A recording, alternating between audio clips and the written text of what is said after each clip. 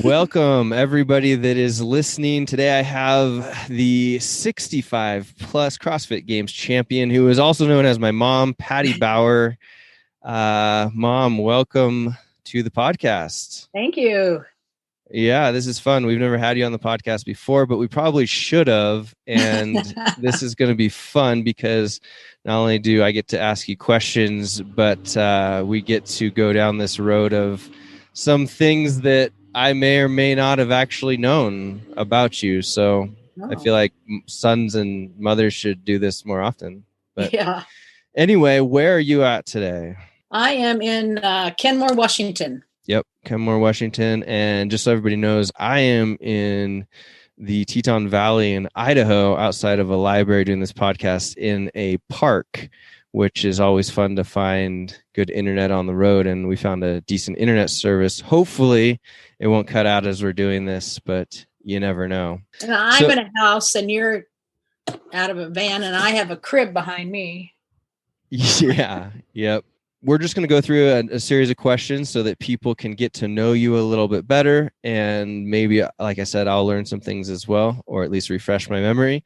But the first question that everybody to know is more about you. And that is going to start with, where did you grow up? Well, I was born in Iowa, but only lived there for about 18 months. And then my family moved to Seattle area, Kirkland, Washington.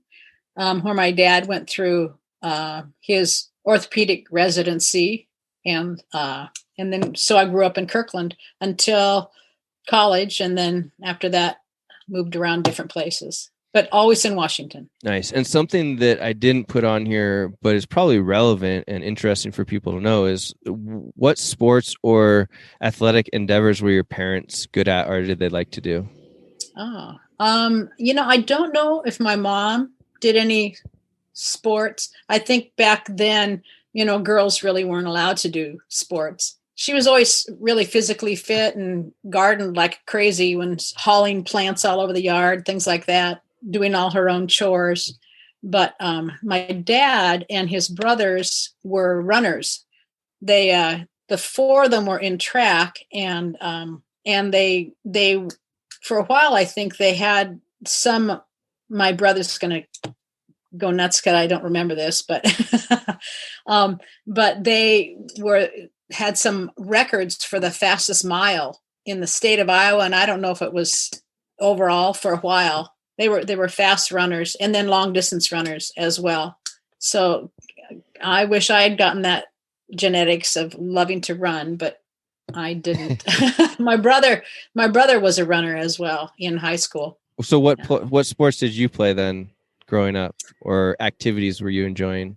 Well, I didn't really do much. I mean, I was always pretty busy. My mom made sure if I wanted to go ice skating, she'd take me to the ice skating rink or outside doing things. And then when I was in about 6th grade, she took me to a gymnastics class, and we did some tumbling and stuff, and found out that I was pretty flexible and could do that. And so she built me a balance beam in the front yard and let me practice on that. And of course, hanging upside down from the swing set. And then our family always snow skied. And so every year we'd snow ski at the closest ski resort. And then also, it seems like once a year we'd take a ski vacation, like to Sun Valley, or actually I think Sun Valley, and up to, it used to be called Todd Mountain. I think it's called Sun Peaks in Canada. We'd go there once a year. And then I continued on with gymnastics. And then when I was in high school, between junior high and high school, my family got a swimming pool put in, and my sister started teaching swimming lessons. And so I didn't learn to swim until I was about in middle school. And after that, I really liked it and joined a lake swim team for my high school years. And that was fun. It was just, like 2 or 3 months in the summer. And then I started teaching swimming lessons. Loved that a lot. Then let's see, what else did I do? Then when I was in college, actually I joined the gymnastics team and made it. Couldn't believe it because I was terrible. But balance beam was my biggest event, and my claim to fame was to be able to do a back walkover on the balance beam. Nice. And then lots of swimming, and then I got got a scuba license, and didn't start hiking until I was an adult and had kids. But I love hiking when I find someone who will motivate me to get out there. And cross country skiing, I like that, and kayaking, paddleboarding, a little bit of this, a little bit of that. Just but I'm not self motivated. I don't just say I'm going to take my kayak out. I have to find someone who said, I'm going to take my kayak out, and then I'm right there with them. I'm a good tag alonger, but I'm not a self motivator. So yeah, I always try to glom onto friends who like adventure, and then I go along with them. Nice. Do you remember what their training was like when you were doing the gymnastics in college? Was it, how many days a week? What kind of stuff did you guys do for training? I don't remember college. High school, we just did it after school, and I think it was probably 4 days a week for a couple hours, an hour or two. And, I was on like the club team. They were always that upper level. Those girls would do the select stuff where they would be going after the regular practice. They'd go off somewhere and train with a professional. In college, it was just a club team. And I went about 3 weeks, and then I had to have my appendix out. And so I didn't go back. And that was it? That was it. That was the end of my career.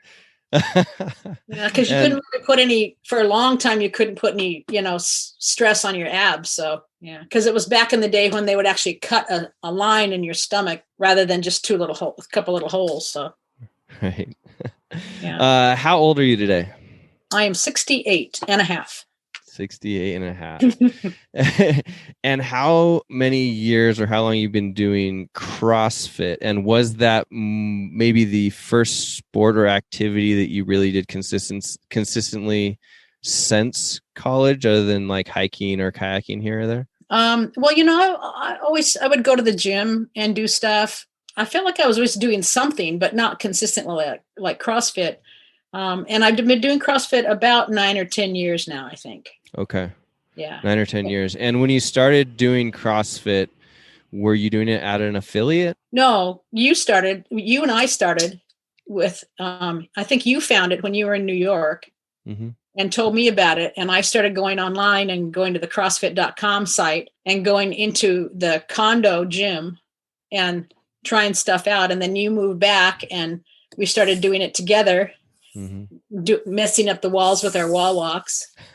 And doing what we could just that way. And it just appealed to me for some reason. I don't know. I just like that feeling of, getting real hot and sweaty, and then, feeling good about seeing a little bit of gain each time, seeing some progress. And then you gave Maggie, your sister, that wedding gift of CrossFit class once a week for 6 months for her whole wedding party. And I participated in that and found out I really liked it a lot, using regular equipment when you were running or down at the Stoneway CrossFit. That's when I think I really got hooked. And that's when we did that open challenge, and I found out that I didn't have to compete with the same weights and the same everything as you guys. And somebody said, "Oh, look, they've got age categories," and I was 60 at that time, and I looked at my 60 scores.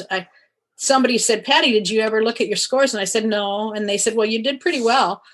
And so I found out that I was pretty strong, just because I always work out with people that are younger and stronger than I am. Did you feel like at that time that you just picked up CrossFit and you were good at it? Or was there a point in the last 9 years that you kind of were like, now I'm starting to pick up these movements, or like I'm starting to build a base of endurance or strength? How did that feel for you? Apparently I was always pretty strong, but I really didn't know it because no one is my age. So I'm never working out with anyone my age. And so I didn't know. I feel like I started actually really gaining the most skill in the last 2 years following your program, the Get Better Project, even though it was there.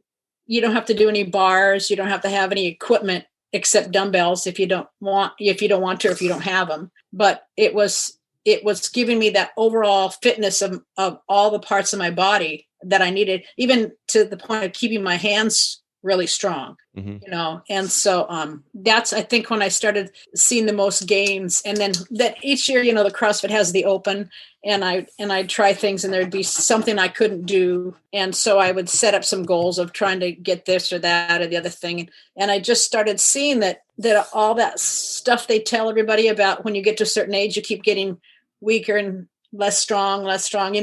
You'd always been saying that's a bunch of bull, but but you just kind of hear it and you believe it. And then I started seeing that actually I wasn't getting weaker, I was getting stronger. And so I think back at how strong maybe I wasn't when I first started, and I didn't know it, but now I'm getting gains in certain real specific things, like strict handstand push-ups or chest to bar pull-ups or things like that, just little gymnastics type things. But I think just the overall consistency just kept me kind of at a certain level, and then little by little by little getting stronger. But the last 2 years following your program, I think that's, I don't know if it's because I was alone in my basement or what it was, but seemed to work the best for me. Yeah. So do you think that it could have had to do with, or have you been more consistent with training volume, or like training, 4 to 6 days a week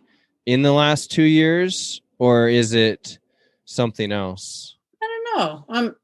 I retired, so I didn't have to go to work and teach and then come home and still make myself go work out.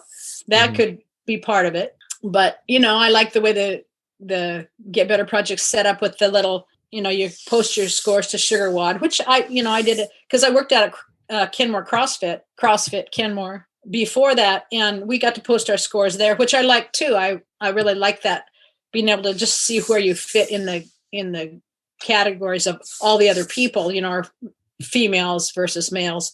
I'd look in the age category, but there was never anybody there but me.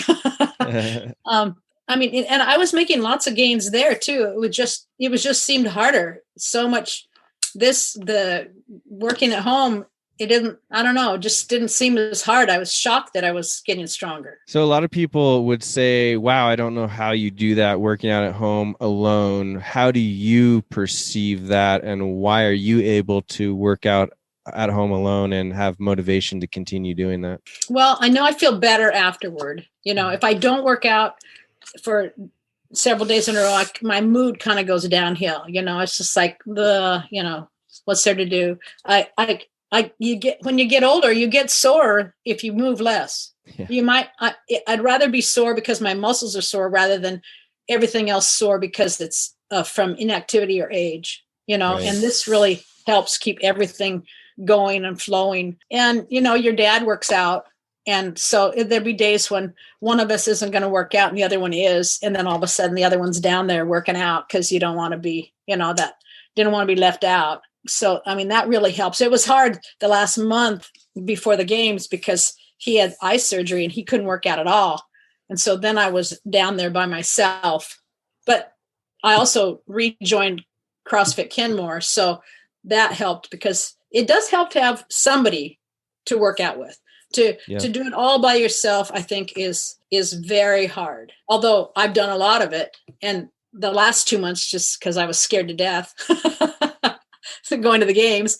But I think it helps to have a partner or somebody else who's, and I don't know if they could be just a virtual partner or, someone in person to have your accountability, to check in with. I think that's what kept me going. Interesting. Yeah, I know for me, and since I come from the same genetic pool as you, obviously, there's something about having a program that you're following and just feeling accountable to doing what is written. And even if there's not someone else that's doing the same thing as you, just like trying to accomplish what they have put effort into for you to see how you can, continue to do it. Like for myself, I have never personally worked out in CrossFit classes, like ever. I was talking with Emily about this yesterday, and we were talking about what CrossFit gym we would join if we moved back to Seattle. And I was like, it doesn't matter because I would just try and find the open gym and just go do my own thing anyway. And it's cool to have other people around. Like I love having other people in the gym,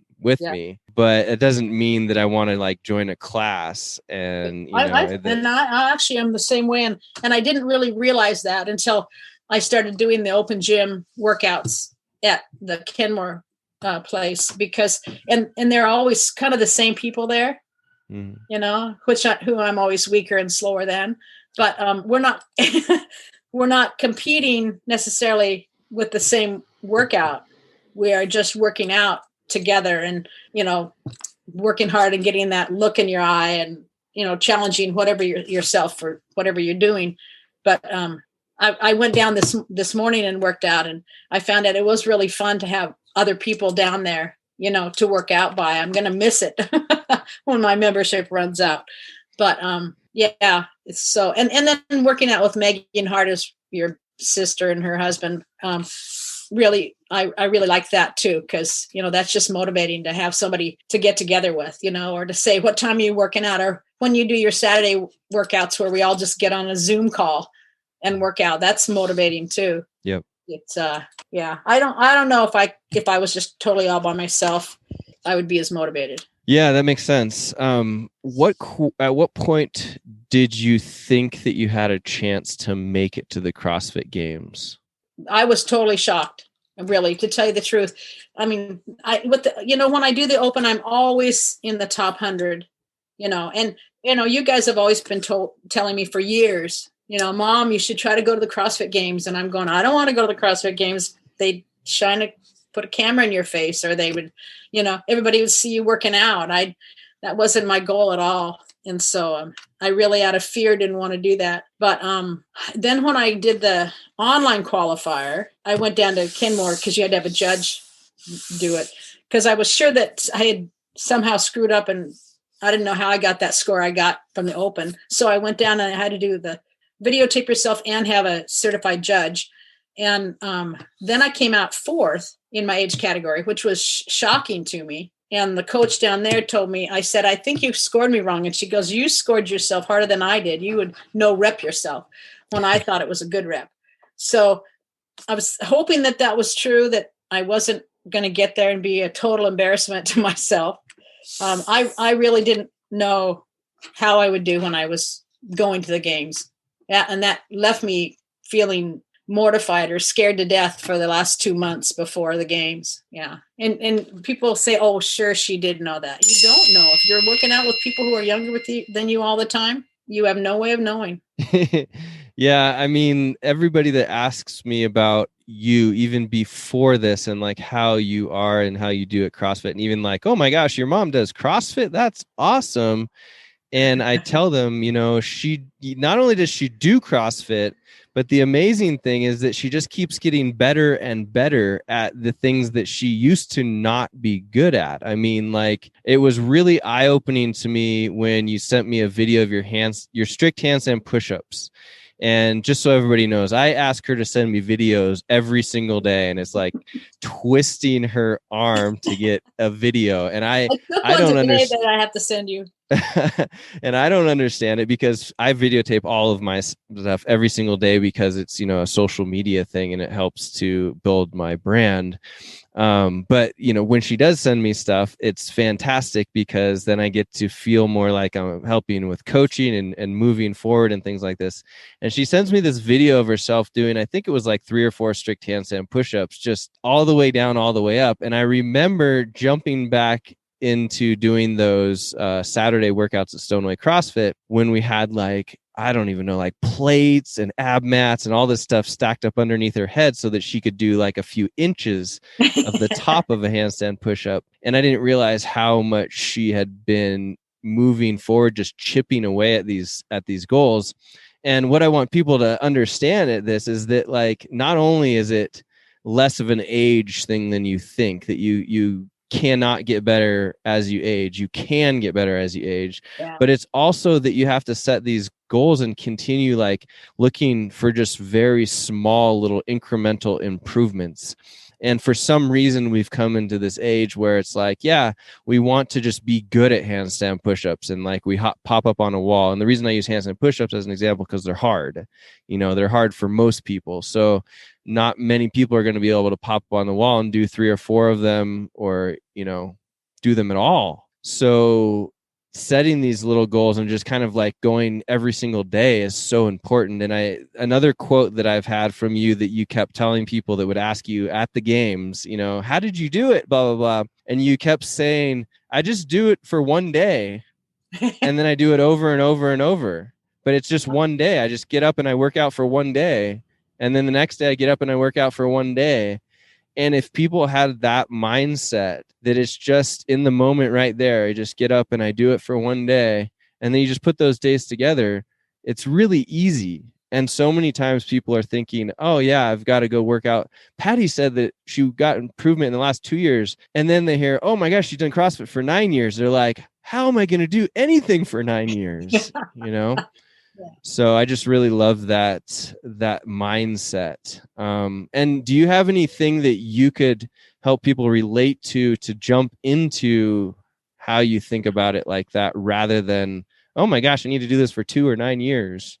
Yeah. Well, first, to tell you the truth, I wouldn't have known how long I've been doing it, except people asked me this, how long have you been doing CrossFit? So then I had to think back, you know, when was that and how long was it going? Because really, I'm that type of person that, you know, I'm in the moment. And so that's what's important is there, this one, that one, this one, you know, and my little chart, you know, and you know, can I actually, one thing that really helped me with those handstand pushups was I had the big whiteboard, and I sent you a picture of my big whiteboard with all my goals of things I wanted to accomplish from, I think, after the Open maybe, and you put it on a spreadsheet for me, and I was able to track when I made little progress. And so that was kind of fun, you know, seeing this time, you know, and also I'd see, oh my gosh, I haven't practiced double unders for 2 weeks now, you know, and when I would see progress and get to put that on my little chart, I thought that was really fun. And by the way, I've erased all those goals and have a new chart on my wall again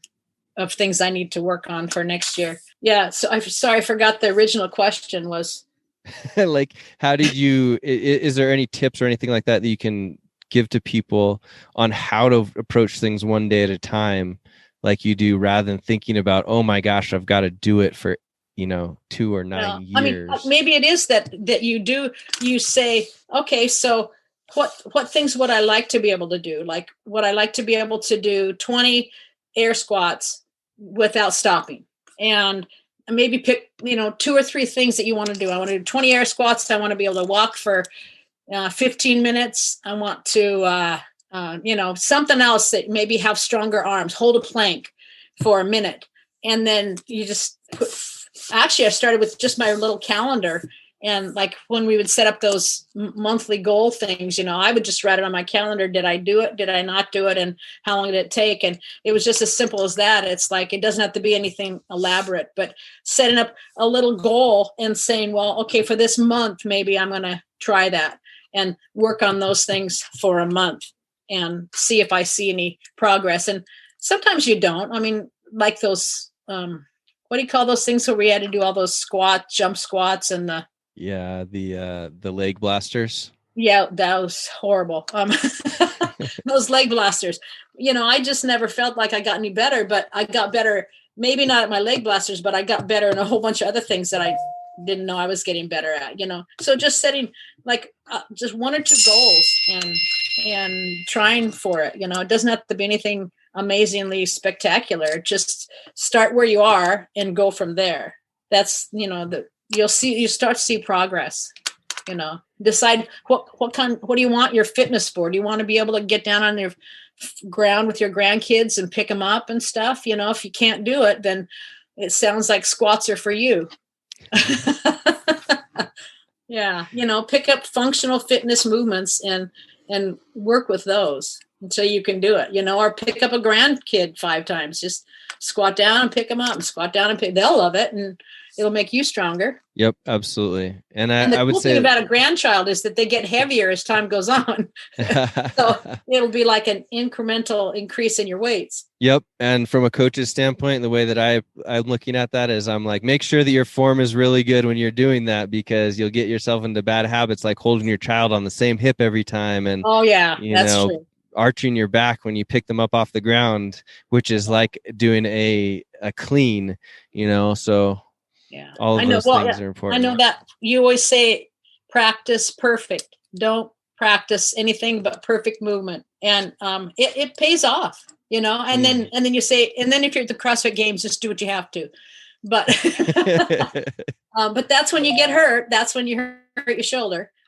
So I have to practice perfectly more so that'll be, in my head more. But I did have some people at the CrossFit Kenmore today tell me that they all noticed that my form was really good. I thought it was a nice compliment that they thought that's how I was able to do so many things, is I had really good form. And it's from that practicing perfect, keeping your back flat, don't round, all those kind of things that you do it enough and it kind of plays little, things in your head. Yep. Yeah. And for me, I always think about I just want to be intentional about everything that I'm doing. So if I'm going to pick a deadlift up on the ground, or a child up off the ground, or a pencil up off the ground, or whatever, why not just do it to the best of my ability? And it doesn't make it any harder to do it to the best of your ability. Yeah, exactly. I mean, it's kind of like walking. If you walk with your feet like a duck, and that that's not as good for your hips as if you turn your feet straight forward. It's just turn your feet straight forward. Just walk that way, and set yourself up, represent yourself to yourself. Say, I want to be proud of myself that I'm turning my feet straight forward. It's not that hard, Right. And it sounds like myself talking, so that's why I'm laughing. Is I don't, it's one of those, I completely agree. I'm like, well, you want to feel good, well, do the things that are going to make you feel good. You want to look good, well, do the things that are going to make you want to look good. You want to do whatever, be that person. And just like you said, if you're walking like a duck and you don't want to have hip pain, then straighten your feet and walk straight. Yeah. Unless of course you have some, thing in your hips that you need to have your feet out like that. But I don't think mostly people don't do that. Although our family does have one toe that turns in just a little bit. And they always said that's why they are good runners. Yeah. Now they're finding that some of the fastest people in the world have that genetic attribute of, they have that inward rotation of their toes or their feet. Yeah. So it's pretty, so we could have interesting. We screwed ourselves up by keeping our feet absolutely straight. Yep. How would you explain your nutritional or diet habits? Well, I try to log my macros all the time, so I know how many fats, proteins, and carbohydrates I have. And a couple of years ago, I decided that I wanted to. I decided that I was always strong, and I thought, well, if I lose 20 pounds, then everything I do is going to be easier, right? It's like taking off my weight vest. And so I set up, I asked you about how many proteins, fats, and carbohydrates I should have, and percentage wise. And so then I set that up, and then I set it up on the, what's that called? Our MyFitnessPal free app. And I set it up, and you can set it up to say what your weight is right now, or what you think it is. And then what weight do you want to be? And then you put that in there, and it'll tell you how many calories you get, or how many proteins, fats, and carbohydrates you get. And so I just set it up like that and started eating according to those macros. And little by little by little by little, I just started losing that extra weight. And I was still as strong. So it was kind of good because I've been wearing a weight vest around all this time, And I always say to people, like, I'm really strong. I just have an extra layer, and not fat, but just I had more fat on me than I do now. So why do you think, and the reason that I say this is because I work with a lot of people on nutrition coaching as part of the Get Better Project. We'll help people as much or as little as they need to on setting up these macros, like you're talking about, coaching them on like what they should eat, when they should eat it, all of that interesting stuff. But why do you think that you were able to simply plug that in and just start? It's actually very similar to like your handstand push-ups or whatnot. You just, plug it in, then you've just started making small improvements over time. And then you look back 2 years and you're like, wow, I'm, 20 pounds lighter. Why do you think that you've been able to do that so easily, but then there are these other people that are out there and they'll have the same tools as you have, but when that chocolate cake or when the donuts show up at the office, they immediately will go towards the donuts, even though they're trying to reach this goal of losing 20 pounds or feeling lighter or whatnot? I don't know. I have a pretty rigid willpower as far as that goes. I mean, if I'm doing paleo, then I'm paleo. If I'm doing this, I'm doing, and paleo didn't work for me, by the way. I like it because you log your stuff, in my Fitness Pal. I like that. And I can see how many days a week I do that. But also, and then with the Get Better Project, each week we have a once a week check-in where we say what we've been doing, how we feel like it's going. I mean, it's not like bad or good. It's just, did you do it? And how do you feel about your goals and et cetera?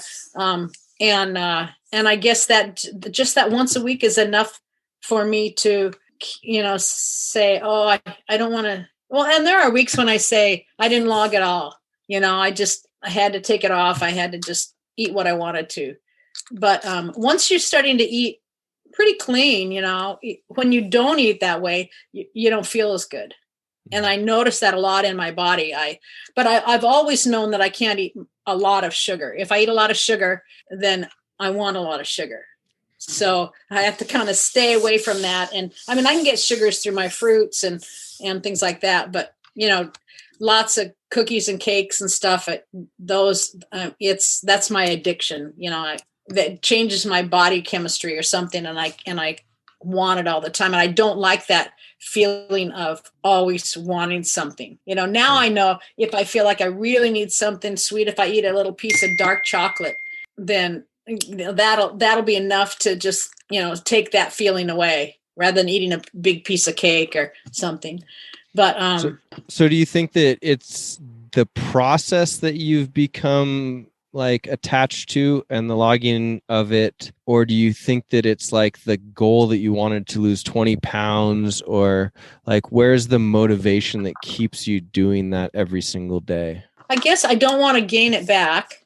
Right. I want to be able to know that I've got it under control. And so that's why, like a lot of people say, oh, I know what I'm eating now. And so I don't need to log it anymore.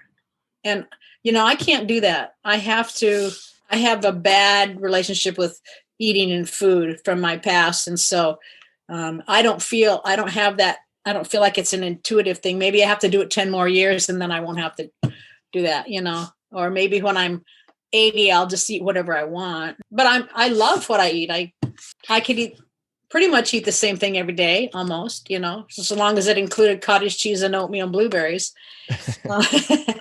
But I don't know. I just like that. I like to have something, a system to help me keep track of what I'm doing, so I don't get way off course one way or the other. I just, it's like steering a boat. You get too far off and you're in big trouble, and it's easier just keep it kind of in the center. And I think there's a lot of things that in life and in fitness that are like that, where you're trying to go in one direction, and whether it be like, oh, I trained 6 days this week and I'm slightly overtraining and then I need to go 3 days next week, or, I decided that, my friend or family member or niece or whatever had a birthday and I wanted to have the cake with them. So then, the next few days I'm going to have eat a little bit less, or, I'm going to be steering that boat down the stream and not running it into the shore. Yeah, exactly. And, I never do eat less, even if I've had a big eating day, like, I don't think people should go to somebody's birthday and not eat the cake if they like cake, but, for me, it's like the next day I just eat back on my schedule. I don't say you don't get in as many calories because you were a bad girl yesterday. I just say, okay, so let's say this is day one again. So I start again. And if I don't go too many days with days where I've eaten, way over my calorie count or my macros or something, then it's really not that big a deal. Yeah. And I think that That's a great point and something to touch on, because first of all, you have to set up how much food and what kinds of food that you need, right? So you have that day one to start from. But then I wanted to bring up, there's one of my favorite ultra running coaches. His name is David Roach. And if you guys don't follow David Roach, he's one of the most positive people that I have ever met. And I've had the privilege of interviewing him before. So I'll try and make sure and link to that down in the notes below, so you guys can listen to how awesome David is. But he coaches some of the best ultra runners in the world, and he, I can't remember what the quote is on his website. It's so great, but about puppies and pizza and things like this. But anyway, the reason that I bring him up is he posted on social media the other day. He's like, my athletes always eat enough food, sometimes eat way more food than they should, and never don't eat enough food. Yeah. And I think that you have to take that with a grain of salt, because if you're training, in the Get Better project, and you have that day one set up, or you're training to be a CrossFit athlete, or you're training for something, food is your number one fuel. So like you saying that I never eat less to tell myself or get myself, back online, it's a great point that that as an athlete you should never do that. You should always have enough food, and those times that you have more than enough food, as long as you have your training and everything in place, it's not going to negatively impact you. It's just that you maybe don't want to have way more than enough food all the time. You just want to have that day one to go back to, and be consistent with it. Yeah. And it can never, if you're starting a program that you weren't doing before, and you've got things set up, and if you don't just blow that program forever and don't exercise and don't watch what you're eating, it's never going to get as bad as it was. Right. Yeah. It's always going to be better than it was before you started doing that. Yeah, absolutely. And something that I should have touched on before asking this question, but a lot of people ask me about, and that is injuries. And as you age, trying to avoid injuries, and how hard you go, and what you think about in order to do that, because there's this perception with people, even in CrossFit, that as you get older, it's easier for you to get hurt. And I should have pulled this together with your thought process on like how you move, and you move intentionally and you do it constantly. And injuries are a part of any kind of movement. Injuries are part of life. So they're not something that I hesitate to say that we try and avoid injuries. We just, if they come up, we deal with them, because they're going to come up eventually. Whether, the worst injury I ever had was when I was in college of my life so far. And, I always try and explain that to people. But how do you handle that question when people are like, you're 68, aren't you worried about getting hurt? Well, I am worried about getting hurt, because you heal more slowly. But I think I can get hurt worse if I don't work out. If I don't have any muscles to keep my body strong, if my bones density is low because I'm not doing anything, I think you get hurt more easily. You can break your hip, you can fall, you get uncoordinated if you don't work out, because you don't have any proprioception of your body. You don't know what it's doing in space. And I think people who are worried about getting hurt are fooling themselves to think that not doing something is going to keep them from getting hurt. And as a matter of fact, I think with doing the Get Better project, and that with the dumbbells and all that stuff, I rarely had any injuries at all those last 2 years, and I mean, I've got like this, my shoulder years ago, gymnastics in, high school, that comes up a little bit, or, things that will come up, or if your body's not balanced, I teach yoga and mobility, and I think it's really important to keep both your sides of your body balanced really well. And so I try to make sure that I stay strong enough that I don't get hurt doing those things. And I might not push, like sometimes in CrossFit, they want you to make a certain number of gains at a certain amount of time. And I used to just say, I'm not jumping that increment, because I don't think it feels safe to me. My body's giving me some warning signal. And so I listen to my body. push it hard enough that I feel like I'm, doing what I need to, but I'm not going to, I really want to lift those 35-pound dumbbells because Emily does it. I really want to. And there are some days where I can, it depends on the move. But then there's other days where I just know that, that's Emily. and I just can't do that. I could hurt my joints, or I could, torque something else. And that 30 pounders are, I should be glad that I can do 30 pounders, and I just have to, sometimes you have to get that ego thing out of there, that competition part. And you compete with yourself, you represent yourself, you stay healthy for yourself. And that's how I do it, is by pushing, but not pushing beyond what I know is right, but also keeping me strong, because you have to do that as you get older, I think more so, because I don't want that long recovery process. I'm not doing stuff with my shoulder right now, and that's really hard not to do that. For example, I rewrote your workout today, and I did the single leg squats, and I changed the something else to bent over rows. And then I did overhead squats. One arm had a 20 and the other arm had an 8, and so, but I still did it, and I feel really good. And I was just dripping sweat. So it was still a workout.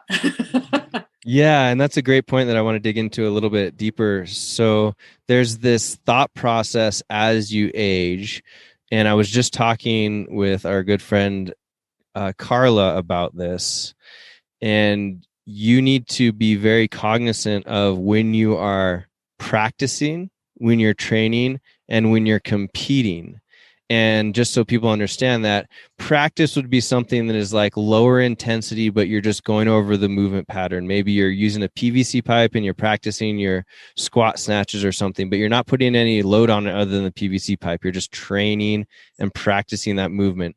Training would be a little bit higher intensity so that you're going to get some sort of an adaptation from it that could be, cardiovascular or muscular or whatnot.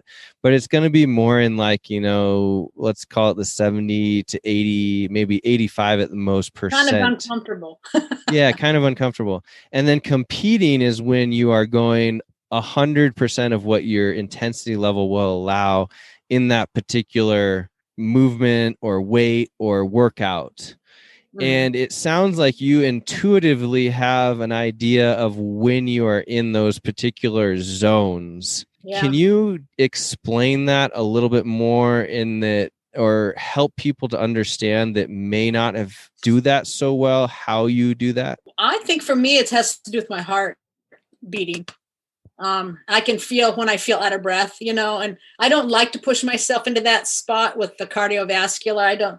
It's uncomfortable, but I remember a month before the games, you said, I can raise up your cardiovascular. Don't worry. And I'm thinking, I can't do it, but actually I think we did get it better. And that's why I don't want to not work out now, because I don't want to lose all that, because that was horrible. But, you go by pushing yourself to the point where you feel like you need to, take a second to breathe. And I do stuff like I only allow myself so many breaths if I need to rest. Like I only get 5 or I only get 10, and then I keep going. I just set up some rules ahead of time, and then I keep pushing beyond. I mean, you did tell me that my warm up shouldn't be at 80%. Like I was trying, which is cool. I mean, warm up is way more fun now when I know I don't have to do it so hard to get warmed up.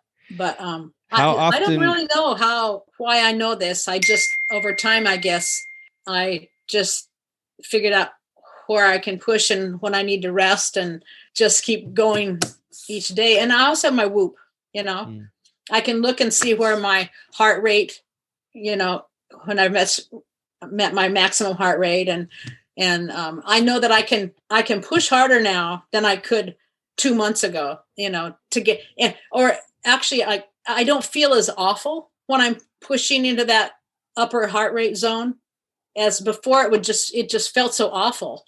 And it didn't really take that much extra to get it to the point where I don't feel as awful in that higher heart rate for the same amount of time, and you were telling me that even to get better at something, you don't have to, like runners, you were saying you don't have to run at 100% all the time to get better, to get your cardiovascular up higher. And I've kind of been using that philosophy now. And I like it because I was kind of avoiding it because I thought I had to feel that awful every time.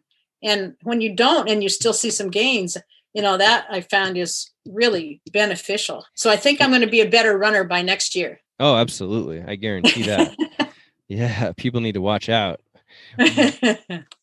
Something that, people that don't always understand, and especially CrossFitters, when we're like, oh yeah, I'm going to go as hard as I can all the time. And maybe when you're 25, you can do that and you can come back and you're all right. And you can even get away with having poor technique, which is unfortunate because you should always try and practice to have really high quality technique and be cognizant of what you're doing.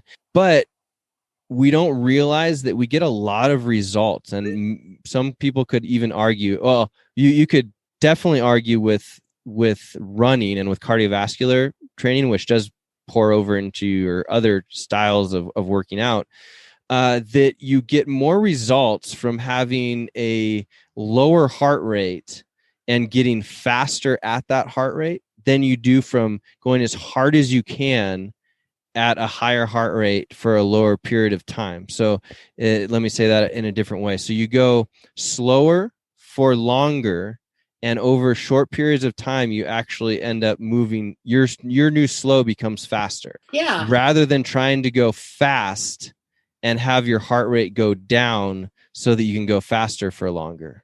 Does that make sense? It makes perfect sense. I mean, it really does. And it's like your body feels safer to give you that extra oomph. It's like when I say in mobility, I always say, don't push yourself beyond what your body feels is a good stretch. Just take yourself to the edge and then back up 2 inches and wait for your body to feel like it's safe. And then your body will actually relax you into a deeper stretch, into a different level.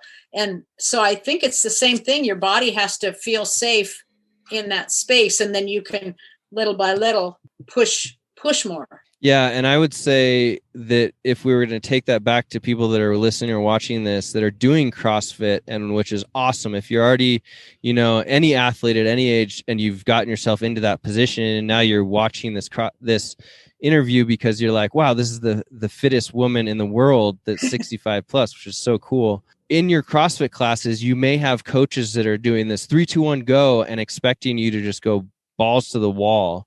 But you need to self-regulate yourself is what you should get out of this, is that you shouldn't always be going 100% and competing as hard as you possibly can. And you won't always get the most results from that. So my follow-up question for you, Mom, is how often do you think that you actually compete or go 100%? Like, is that once a week? Is that twice a week? Is that once a month? Because I have an idea for myself. I could tell you for myself, but I'm curious how often you think that happens, or maybe it was just at the games. I don't know. I guess I did at the games. Although I didn't at the games because I didn't know where I was. I was so tunnel vision, just doing my thing, and then I'd hear my name and think, oh, I better go faster because I'm doing something that has him saying my name. But, maybe, I don't know. It depends on my mood and my day and how I feel. You have to go by your way your overall body feels. I think if I'm ever working out next to someone, I always want to stay up with them. So that kind of encourages me to do a little push or better than they're doing. But I don't think I push to 100% very often. Yeah. I know when you wrote me that simulated games workout, I was trying to push myself for those 3 days, what is it, 7 or 8 workouts. I tried to push myself really hard for those 3 days. And I was tired for a week and a half afterward. Mm-hmm. I was tired for that one that you wrote me than I was after the games. So go figure. Yeah. And that was, I don't want you writing the games workouts. Well, if I did write the games workouts, there would be some things that were a little bit more technical that I'd probably throw in there, but they'd be to our advantage. So that's all right. Yeah. Yes, but I think that's a huge takeaway for people is that, you don't go 100% all the time. And I No. think that maybe that is an advantage of you training by yourself and not being in a CrossFit class where there's a coach that's yelling at you.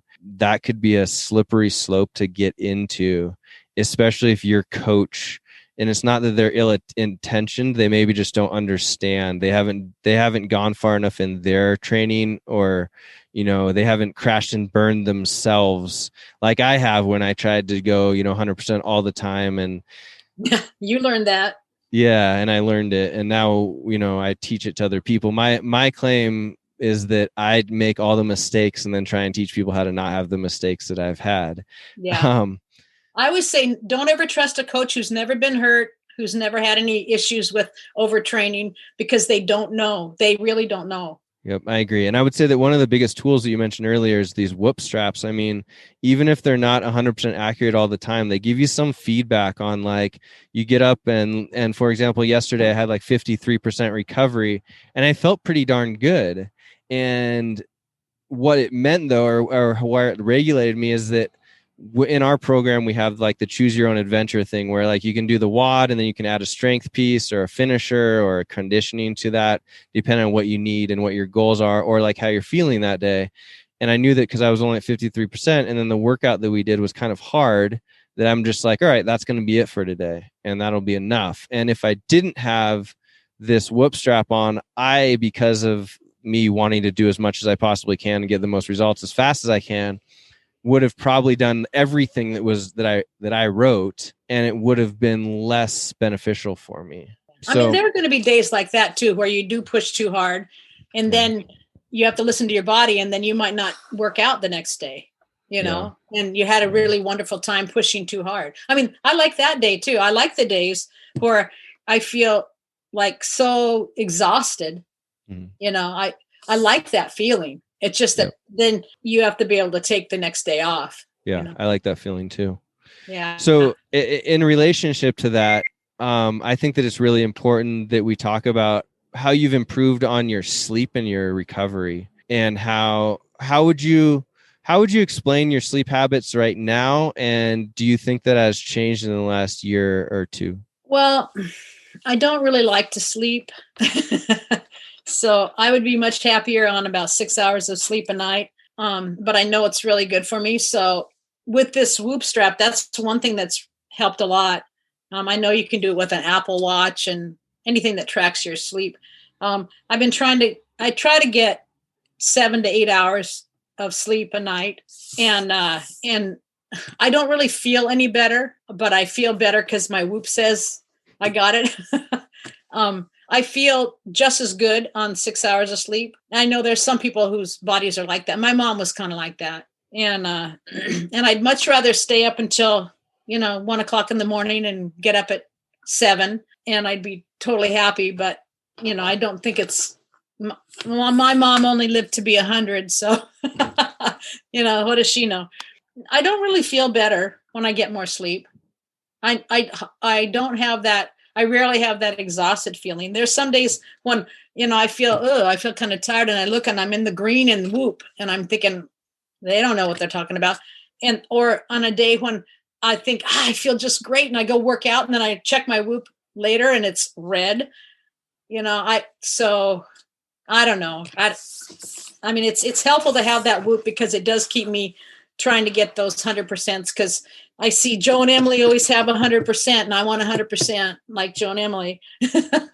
But I mean, I think sleep's important, and I do try to get sleep because I don't want it to get me later that I didn't sleep enough and didn't have enough recovery. But maybe it is working for me because I got first place in the CrossFit Games, so I don't know.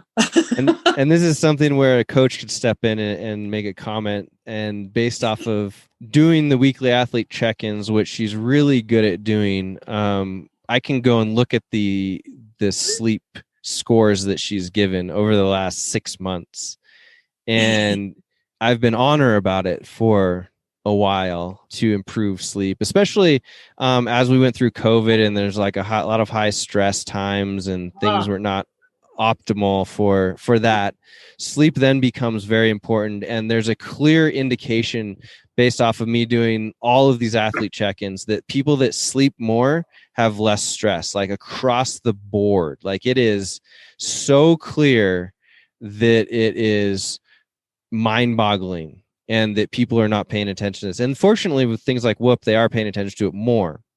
And I can see that with your stats, we can look at it and see that sleep percentage, you've been trying to get it up to 100%. And that has been something that you've done. And I personally, as a coach, don't feel like you would have been able to handle the last month of training into the CrossFit Games because I increased your volume if you were still doing the mediocre-ish sleep that you were. And we never know. But I think from a coaching standpoint and from a belief that, you are getting that extra time, even if it was like, remember when I was telling you there was a time when I was telling you just lay down more during the day. Yeah, that was cool because I watched some movies and I'm not very good at laying down during the day. So like that is important. And unfortunately in our society, we've gotten into this habit of not doing it. But if you want to have your body recover, like whatever, we can look at the Whoop and we can see that there was more deep sleep. And deep sleep, if there's even, a couple minutes more deep sleep, that is directly related to having your body tissue being rebuilt.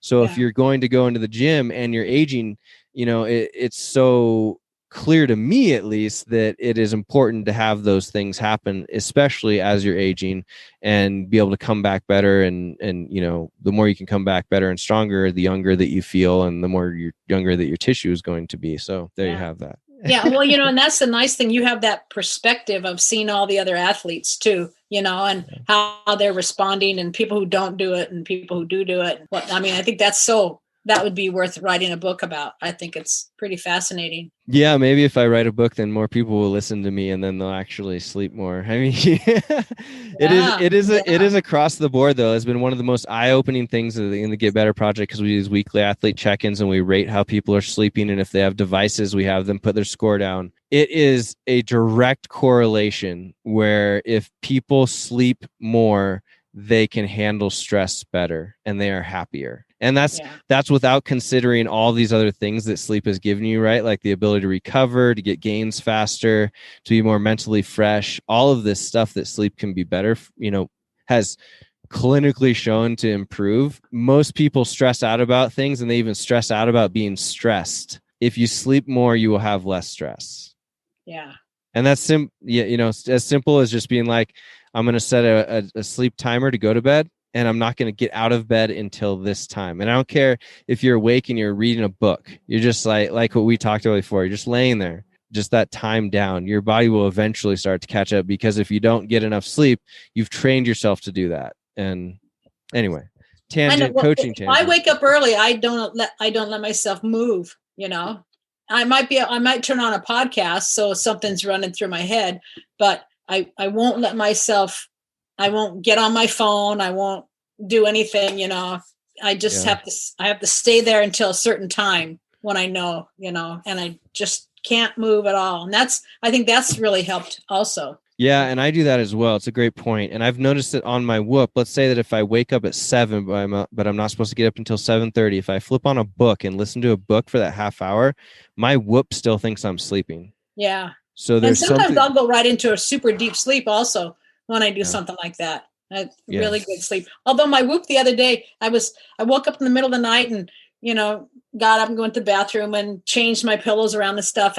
And Whoop thinks that I was up, my sleep was done, and then I took a nap. I'm trying to change it, trying to fix it, but it wouldn't let me fix it. So that makes me mad when they think I've gotten up. Yeah, that happens to me sometimes too. And I get out of bed and I'm going to the bathroom somewhere in the woods and I think there's a bear or something there and my heart rate gets really high and Whoop thinks I'm awake and then I've gone and taken a nap after that. So yeah.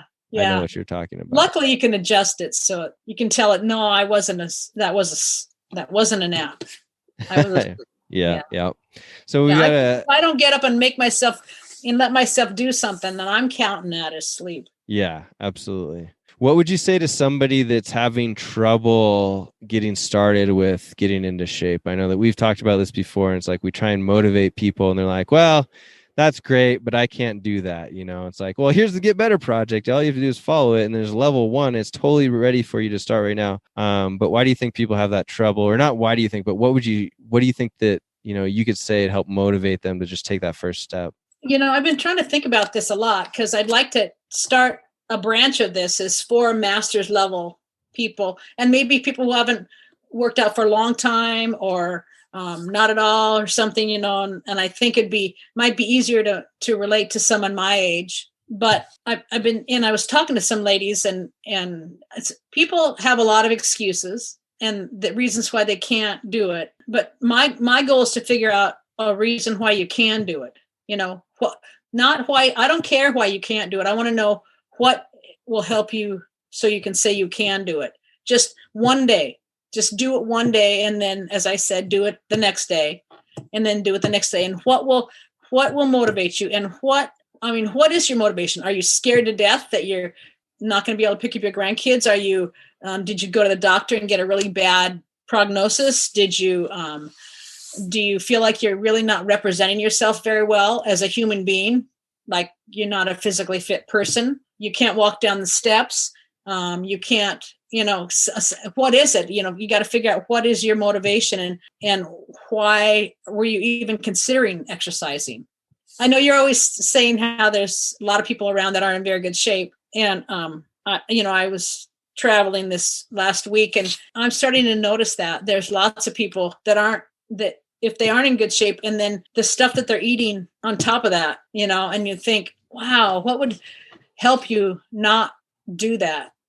And not making a judgment that they're a bad person, but that I think that if you're in, you're 100 pounds, 200 pounds overweight, and you're eating that way, that's a feeling of maybe hopelessness. And what little aspect of that could you change to make yourself feel more hopeful? To say, I'm going to represent myself a little bit better than I did yesterday. I'm going to do something that will help me, change my life a little bit more just by doing even one thing. What is it? Is it, just that awful, awful task of people hate logging what they eat. Well, after you've done it a little bit, it's not a big deal, or even if you just write it down on a piece of paper so that everything you eat, you put down on a piece of paper, and just to keep track of it. And just that in itself will help you realize how much extra stuff, you might be eating that you shouldn't, or that is not healthy for you, or you might say, oh, when I eat these 3 things, it really triggers my overeating, or I didn't get enough protein. And so I felt real sluggish, or whatever it is. I don't know. Just trying to figure out what it is that motivates people rather than being angry at someone for not doing a perfect job. What is it that I could do that would help someone get to their spot where they could start shining up their own stars? There's got to be something that will help them feel like they're self-motivated, a little bit here, a little bit there, but what is it? I don't know. It's different for different people. It's not going to be, you and I have pretty strong constitutions to do certain things, but everybody else has that strength in some way or another, So what is it, and how can we tap into that and help them? Because you're not going to feel worse by getting healthier. You're just not. You're not going to feel worse by working out. You're going to feel sore. You're going to feel really sore at first, but after you get past that sore spot, then you're going to feel better. There's just no way around it, and how do you tap into that? I know you're thinking of that all the time, but I've been trying to think a lot about it to see if there's a way to motivate people to just take that one little step. Yeah. Something that I've tried to do and that I've thought about with the Get Better project, and hopefully, having you help out and do some form of that as well with us, so that we can tap into more of the 60 and 50 plus people, is just showing people the way, kind of not telling them to do something or, giving them a plan or whatnot, but literally like, this is how I walk across this field. Just step in behind me and walk with me. And that's what I try and have the Get Better project be is like, this is the dumbbell that I pick up and this is what I do with it. All you got to do is just follow that. And if you have questions, you're right behind me. So just say, hey, Joe, or hey, Patty, this looked like this when you did it, but it looks like this when I do it. What's going on there? When you are remarkably good at picking out and troubleshooting. I know I don't send enough videos, but whenever I do, it's like you immediately know exactly what I'm doing and say, just try this or just try that, and it really helps. Yeah. And, if people get something that they're like good at, like you were saying, for people's reference, or like if they need help with anything, I just personally happen to have this, not to like pat myself on the back too much, but like a superpower with like seeing when people move. I can watch someone walk and know exactly where their inefficiencies are, or like where they're good at doing a movement, right? Like you could squat or sit down for me on a chair and I'm going to be like, all right, this is how we're going to make you feel better when you're doing it. Like there's just some thing that shifts. So like if you're involved with the Get Better project, I can help in that way as much as you want. And everybody's got something that they're good at. I just happen to be good at that, and I love watching movement, and it's something that becomes really easy to me. Yeah. But I feel the same way when I teach yoga or mobility. If I have a group of people that I'm watching, it's so fun to just say, just take this shoulder and move it down here a little bit. Try that. How does that feel? The human body is so fascinating. Yeah, absolutely. And I think it probably is something that I got from you. And it's just something that's like related to visualizing, like being a visual learner, and then the proprioception that goes along with it. Like I can almost actually look at you or somebody and know what you're feeling as you move through it. So I can tell you, oh yeah, I'd have felt that way when I moved there. So you need to feel this way, and you need to put this part of your body in this position. So it's a really interesting thing that I can't really explain how it happens. But yeah, going back to, just letting people be the example that you want to see, and then allowing people to follow you down the path, and I think that's. Well, and I think another thing that you've kind of been mentioning now is that you don't always feel like getting out there, or you don't always you don't have the best workout, or, halfway through it just felt like so awful, and that's sometimes the people behind you, you're thinking, oh man, I got to go across that field. And if the person behind you just says, come on, let's go, that's enough motivation. So, you get, or I get a motivation from other people. Just maybe they felt 10 points higher than I did today. And that will motivate me to keep going. And, once I'm going, I'm okay. It's just that at the gym I used to belong to, right on the front door, it said, you've just done the hardest part of your workout. And that's true. It's that, putting your hand on the door and opening it, getting there and having someone else give you a little shove, or 3, 2, 1, go, or whatever it is, I mean, you can ask anybody. It takes me forever to start my workout because I just can't, once I go, I'm fine. It's just it's a good thing with the CrossFit Games. They didn't just let me decide when I was going to start. Yeah. I mean, I tell people that are having trouble getting going is like, just tell yourself you're just going to do the warm up. Yeah. And for a lot of people, if they're thinking about doing working out on their own, they're not going to have a gym to go to or whatnot, which is a lot of what we do, is that, just start with the warm up. And if you do the warm up, you don't feel like working out after that, then just call it a day and then start with warm up again tomorrow. And maybe your warm ups are hard enough that sometimes they feel like they've been a workout. Yeah. And that's, I need a really long workout warm up though. So I really appreciate it because it takes me longer to get all my joints lubricated and my heart going before I can actually work out. I know a lot of people don't like a big long warm up, but I appreciate it because I need that. Yeah, I can't think of any reason of not having a long, good, thorough warm up. I mean, maybe you're a little bit tireder for the workout in and of itself, but the truth is that that's probably going to give you less chance of getting injured. So, I'd rather have you be a little bit tired and not be able to go as hard and then get a little bit more injured. And then if we go back to what we talked about, when you're training at a lower heart rate, you're probably maybe even going to get more gains. Then it's beneficial in that sense as well. I also want to say, I have a hurt shoulder, and the reason I have a hurt shoulder is because I had to push through at the games. Like you say, you practice perfect, but in the games you do what you have to. And I had that snatch to do. And I couldn't just say, ow, my shoulder hurts. I don't think that's a good lift for me today. So I had to push through that, and then I had to do those wall walks, and I had to do, that stuff afterwards. But normally in your everyday programming, you don't do that. If your shoulder hurts, you either, I find out from you, what can I do instead of this? Is there another workout I can do? And now I pretty much know, how I can adjust it. But, if you're not sure, you don't just say, well, I'm not working out today. There's so many things you can do instead that'll leave you feeling just as, sweaty and worked out as using this arm. Yeah. And it's that's just the only, and otherwise if I hadn't been training for the games for the last 2 months, this shoulder would be fine. Right.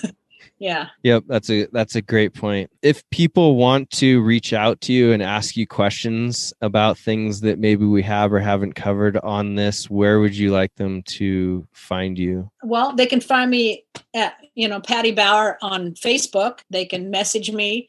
I now have an Instagram account, thanks to you. That's Patty Bauer, CF, like for CrossFit. I changed my name so people could find me. I think that works. And I do have a website called oldwater, WODDER.com. Yeah. And if anybody that's watching or listening to this would think it would be beneficial for Patty to be your coach, if you're like, all right, yeah, I think that this would be fun and it'd be really cool and relatable to do some of these workouts and have Patty be your personal coach. Because when you get into the Get Better Project, you're assigned a personal coach that you can ask as many questions to.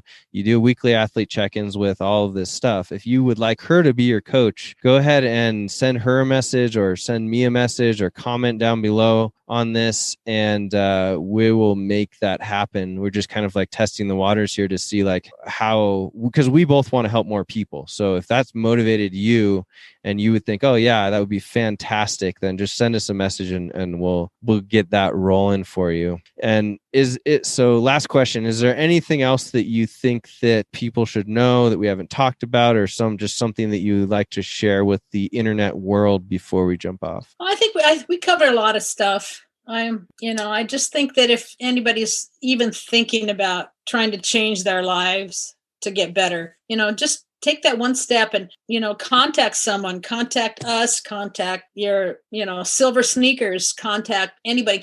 If one thing doesn't work, try something else. That could be your one day. It could be one day I'll try Silver Sneakers. One day I'll go to a yoga class. One day I'll do swimming. One day I'll do something else. And pretty soon there's going to be something nagging and it's going to say, that was fun, I should do that again. Or I really liked it when I got together with my friends and we did this long walk or whatever. Just keep experimenting, keep trying until you find that thing that sticks and that makes you motivated to keep going. Because, it's never going to hurt you to get in better shape. Love it. That's awesome. Yeah. Well, thank you for being on here. I really appreciate you sharing this. And one more thing. I want to show you my medal. Anybody who hasn't seen it, look at this. There you go. I was mad because I thought I got one. We were old and we didn't get anything that was like Tia Toomey because she got a white thing. And then I looked at it and it does say first place. It's just blue. And then I flipped it over and I did get one that says first. Nice. Not that it doesn't make whether I work out or not any different, but it was kind of cool to have it. And the thing weighs about 10 pounds. Yeah, it's kind of fun. Very cool. Very cool. Well, thanks so much for spending the time doing this. Maybe we'll do it again sometime, and we'll talk to you soon.